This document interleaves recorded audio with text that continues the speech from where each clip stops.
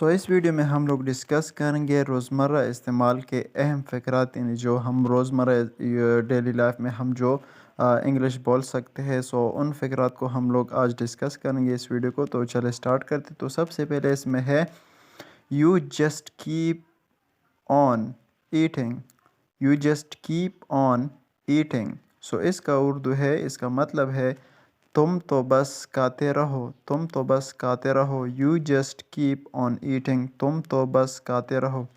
جو اس کے بعد ہے ڈونٹ ٹاک ربش، ڈونٹ ٹاک ربش، فضول بات مت کرو۔ ڈونٹ ٹاک ربش، فضول بات مت کرو۔ اچھا اس کے بعد ہے what sort of habit is this، what sort of habit is this، یہ کیسی عادت ہے۔ what sort of habit is this، یہ کیسی عادت ہے۔ اچھا اس کے بعد ہے you just keep on sleeping, you just keep on sleeping, تم تو بس سوتے رہو۔ You just keep on sleeping, تم تو بس سوتے رہو۔